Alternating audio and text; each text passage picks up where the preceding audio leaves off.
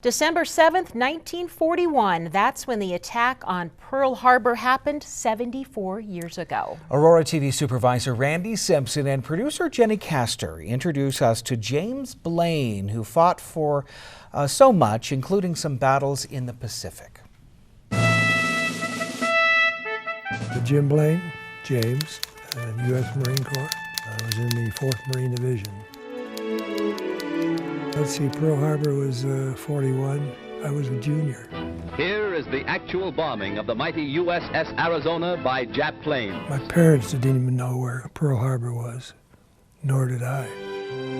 3 of us out of high school learned about the draft, so we circumvented that by going to Chicago and talking to the recruiting station up there. Oh, we were just kids, as you know, and we were told that was the quickest way to get into the conflict. The 4th Division actually made 4 amphibious landings. In fact, we were the first division to go directly from a state to a battlefield. In January '44, we went directly from San Diego to Roy Namur in the Marshall Islands. Now scores of landing craft bring the troops ashore. It only took us about a week to take care of Roy Namur. But that's where we learned what the war was about. Man, you see that first guy go down, and you can't help him. That's when you learn what war is about. And then went on to Saipan, which was our second landing, which was not easy. It was all jungle, and some things happened there that are hard to believe. A guy went down next to me with a bullet right through into his spine. I couldn't do a thing for him. And all we had to do was move on. I'll never forget that one. Once we cleaned up Saipan, that took over a month and a half. We loaded up again and went over to Tinian.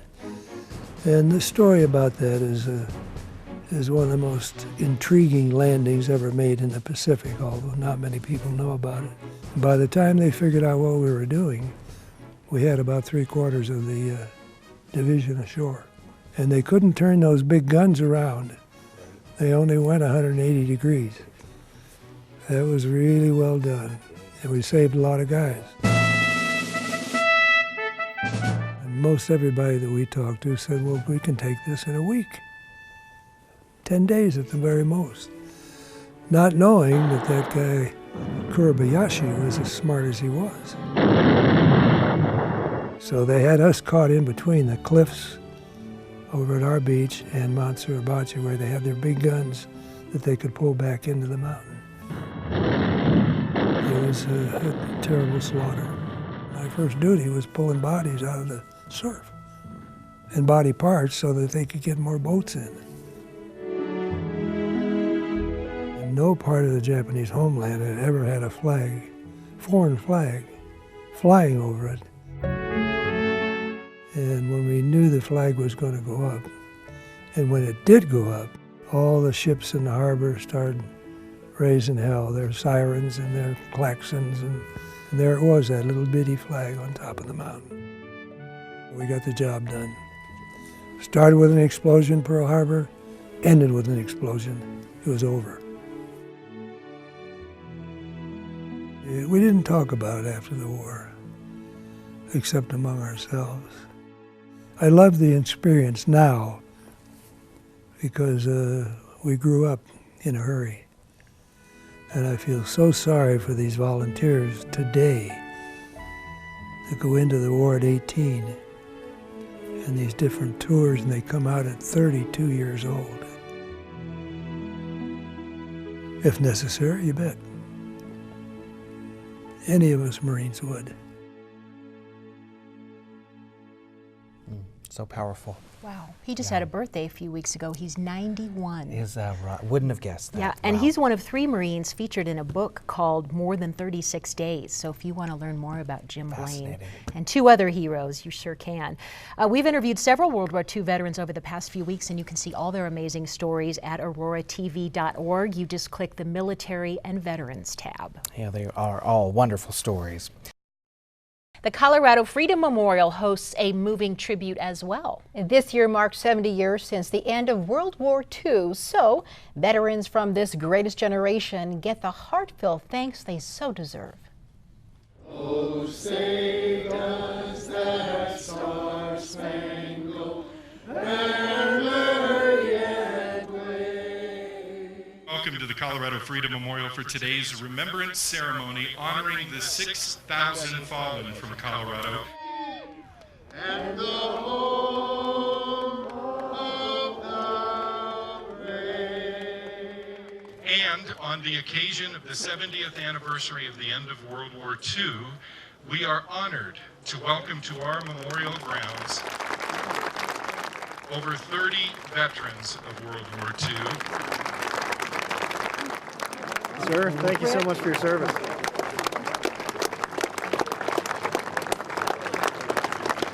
We celebrate and remember today that 70 years ago marked the end of World War II.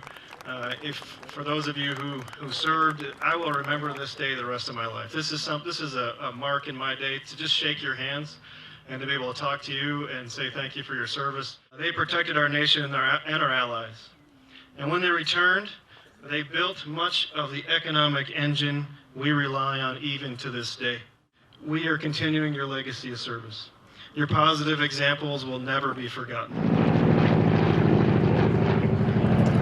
And what I saw with those who were liberated at Dachau when we did the 70th commemoration was that Americans have never, ever been perceived as conquerors.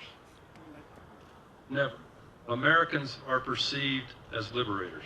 And so when I think about all of our World War II veterans here today, and truly all service members, no matter what conflict you served in, we must always remember that America has the values, the men and women who are proud to serve, who are proud to go do their duty to help the oppressed. We cannot imagine the horror of their battles, but the World War II veterans who have joined us today can. They were there in places like the Ardennes, and Iwo Jima, in Guadalcanal, and Anzio. They are here today to be honored by us as representatives of their generation. They are here to give voice to the silent heroes on the memorial. 70 years ago, the men and women of World War II traded their youth for our future. How do you say thanks to a generation that sacrificed so much? You remember by never forgetting. That is why the Colorado Freedom Memorial is so important. It stands as a sign to all that we will never forget the price you paid, the blood you lost, the tears you shed, the lives you gave for us.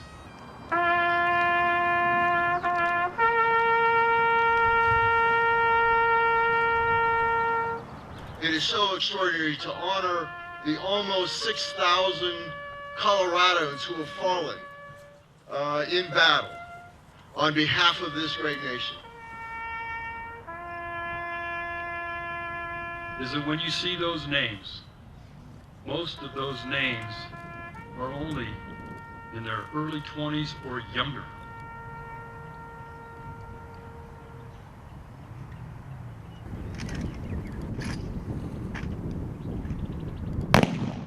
This is a small token of our appreciation to the mayor, city council, city staff, and the residents of Aurora for their enthusiastic and unending dedication to the Colorado Freedom Memorial, the heroes honored here, and their families. To be able to be mayor of, yes, the greatest city in Colorado, at this point in time, in this place, is really a privilege and an honor. And to all of you who have served this country, we cannot say it enough. Thank you for everything that you have done.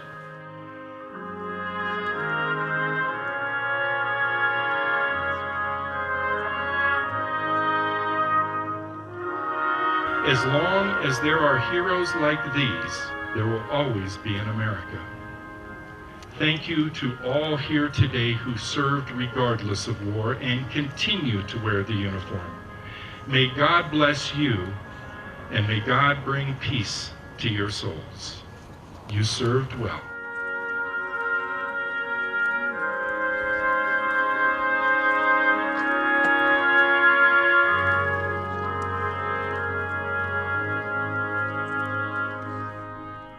Beautiful. Isn't It's a that great nice? turnout. Such great respect. They deserve so much. Absolutely. And visitors there truly stepped back in time at the event. As you're about to see, it felt like the 1940s. And a D-Day veteran stole the show. The 40 Thieves, it's a World War II reenacting group. We've been together about, 6-7 years. We're all lovers of history. The reenacting is a way for us to honor troops and to educate kids. So you guys have any questions? Or we brought out what we could today. Got a couple of Jeeps, GPWs. We got a command tent, a 1943 Ford. Awesome. As a matter of fact, believe it or not, the Jeep was designed to replace the cavalry horse. The GIs back in the day called it a Jeep because it was a nickname. It's called an omnidirectional tread. So see the track, it's leaving in the mud. So if you're an enemy troop and you're looking down there, you're going to say, "Was ist los? Which way are they going?" You don't know. You don't know if the Jeep is going this way or if it's going that way because of this tread. Isn't that interesting? I would never have thought. I've got a P-47 pilot's outfit. This was the guy, John Battles, who flew a P-47 in Italy in '43 with the 9th Air Force. And this is his jacket and cap and his pants, and just kind of trying to build an outfit around it as to what he might have looked like at that time. I'm sure there'll be some veterans that appreciate seeing all this. I drove one of these. I drove a captain and I was a radio operator. I was a scout.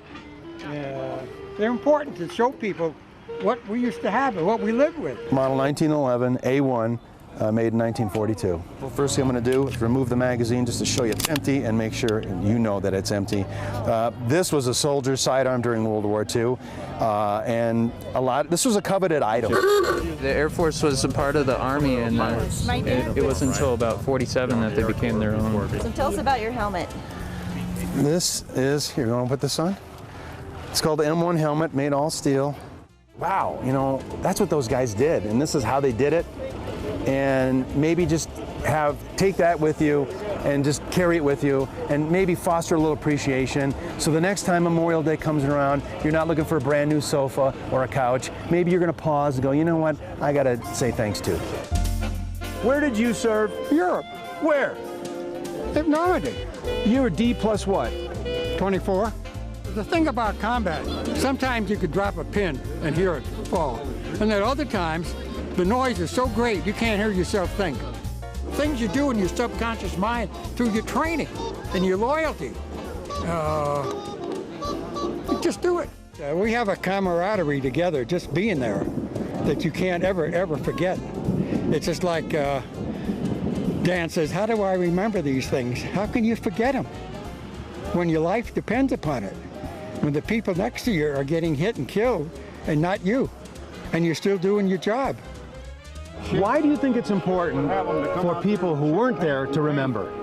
Well, it's something we had to do because if we didn't win, the Germans were going to take over and Hitler was going to rule the world.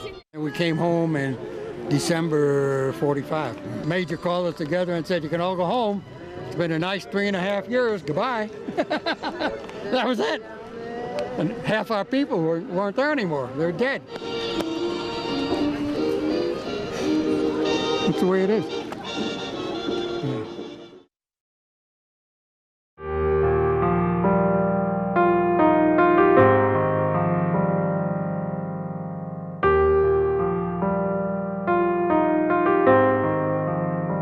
we are at Spring Hill Park out by the Beck Rec Center at the Colorado Freedom Memorial Grounds.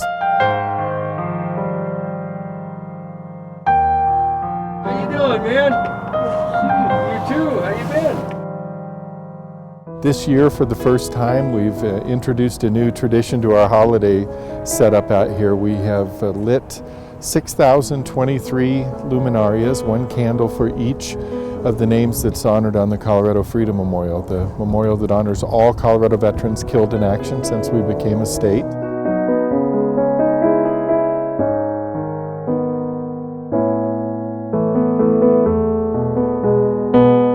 We've got in the candles, we've got pairs of them. As you look across, you'll see them side by side, 2 and 2 and 2, because we didn't want any of them to be alone, so they're all together. I mean, it's that time of year when, you know, whether you're Jewish and celebrate Hanukkah and the Festival of Lights, or whether you're Christian and decorate your home with beautiful Christmas lights, lights are an important part of this time of year. And we talk about how when we lose someone, their light's extinguished. And so how best could we bring them back? How best could we celebrate those lives that we still remember and treasure? And light seems to be that way to do it.